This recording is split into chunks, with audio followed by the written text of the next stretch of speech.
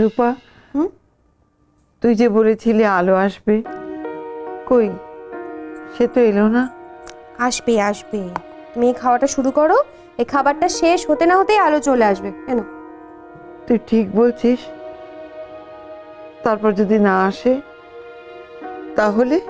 তাহলে আমি সোজা অফিসে চলে যাব, তারপর আলোকে ধরে নিয়ে আসবো তোমার সামনে, দেখোই না। কাউকে ধরে আনতে হবে না, আমি নিজেই চলে এসেছি। আলো এসেছিস? আয় আমার কাছে আয়, দু চোখ ভরে দেখি তোকে।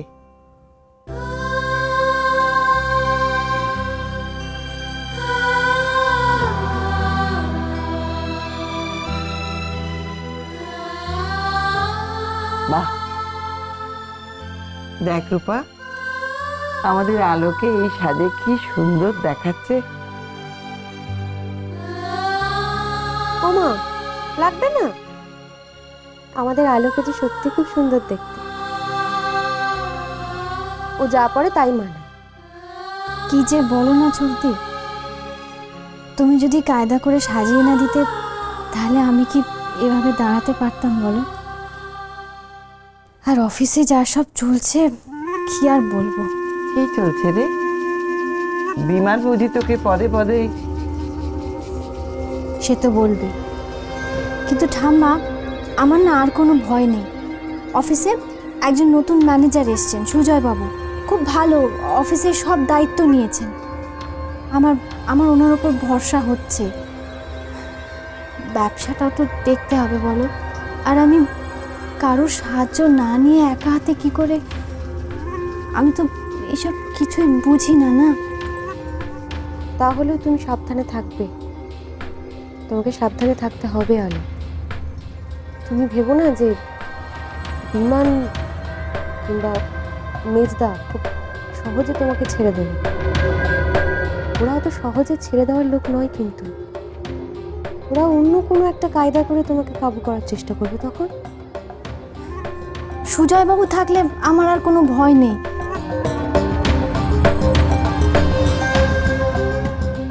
আমি ওনাকে বিশ্বাস করি আমি। যাক বাবা, তাহলে নতুন ম্যানেজারকে পাটরানির বেশ মনে ধরেছে। যাই, বিমানকে গিয়ে খবরটা দিয়ে আসি।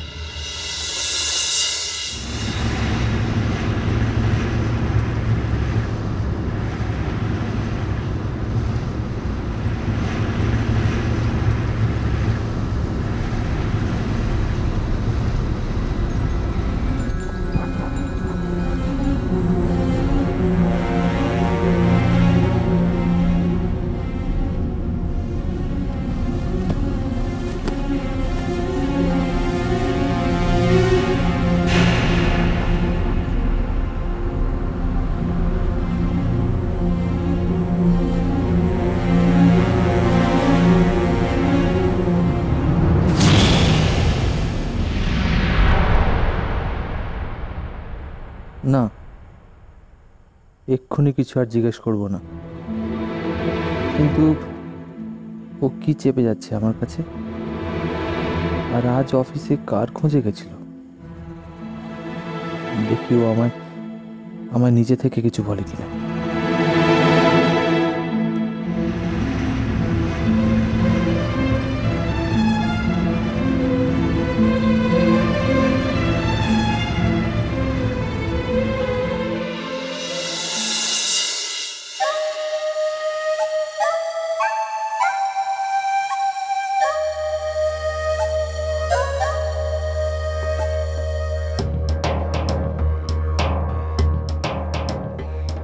আর কোনো চিন্তা নেই মা, তীর মনে হচ্ছে একেবারে ঠিক নিশানায় লেগেছে। এত নিশ্চিন্ত হয়ে কি করে বলছো? কি কোনো খবর পেলে নাকি? হ্যাঁ মা, খবর তো একেবারে নিজে বাড়ি বয়ে এসেছে মা। কি কার কথা বলছো তুমি? আলো? হ্যাঁ আলো, তার তো আনন্দ আর ধরছে না। সে তো তার নিজের বন্ধুর প্রশংসায় পঞ্চমুখ। বন্ধু মানে কি ওই নতুন ম্যানেজার? আবার কে? পাটরানী নাকি তাকে খুব ভরসা করে। সে বলছে ওই নতুন ম্যানেজার সঙ্গে থাকলে তার আর কোনো চিন্তাই নেই ওর। সত্যি সত্যি আর কোনো চিন্তা নেই। কিন্তু বিমান কোথায় গেল? বিমান আর কাজে দেরি করেনি মা। বিমান তার কাজ ঠিক শুরু করে দিয়েছে। তাই বলো। তো এই ম্যানেজারকে কি তুমি? দাঁড়াও দাঁড়াও, ম্যানেজার তার এখন অফিসে কত দায়িত্ব বলো তো। হ্যাঁ, কত রাত অবধি তাকে জেগে জেগে কাজ করতে হয়। ম্যাডাম থাকে, ম্যানেজার থাকে না, অফিসে তখন অবশ্য অন্য কেউ থাকেন।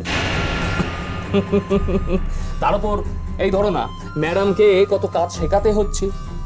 কম্পিউটার হাতে ধরে কম্পিউটার শিখিয়ে দিচ্ছে ম্যানেজার ম্যাডামকে।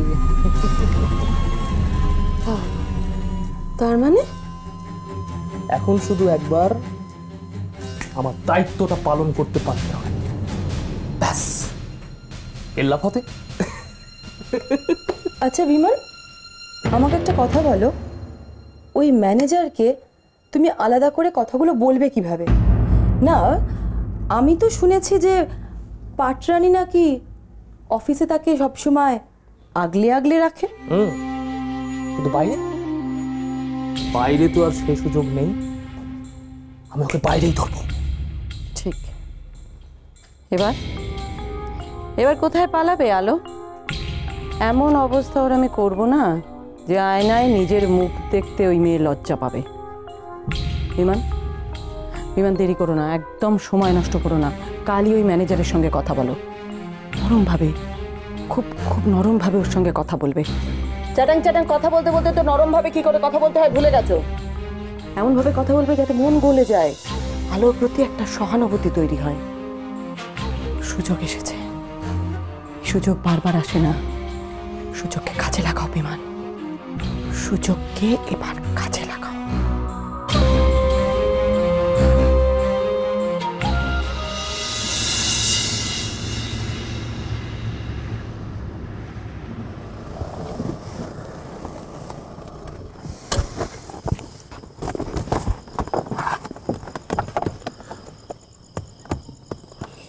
দাদা,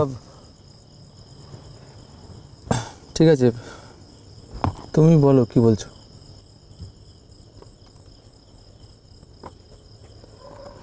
ও, থ্যাংক ইউ। আচ্ছা, আমাকে একটা কথা বলো তো, তুমি আজ অফিস গিয়েছিলে?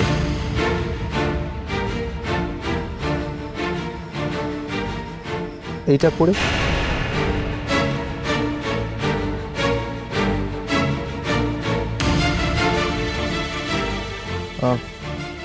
কার সাথে দেখা করতে গিয়েছিলে? না মানে তুমি তো বলেছিলে যে এই অফিসটা তোমার চেনা, তাহলে পুরনো কাউকে কি? না না, বললাম তো আমার আমার চেনাশোনা কেউ নেই, আর থাকলেও আমি সেটা জানি না।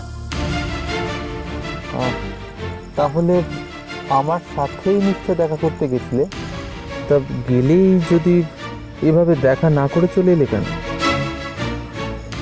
দেখলাম সকলেই কাজে ব্যস্ত, তাই। অফিসে তো কাজ থাকবেই, তাহলে এভাবে চোরের মতো কি কেউ পালিয়ে আসে? কি জন্য গেছিলে এবার তো অন্তত সেটা বলো।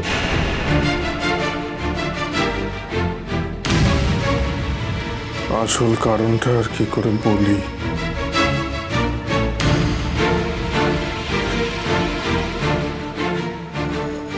একটা জিনিস ফেরত দেওয়ার ছিল তোমাকে।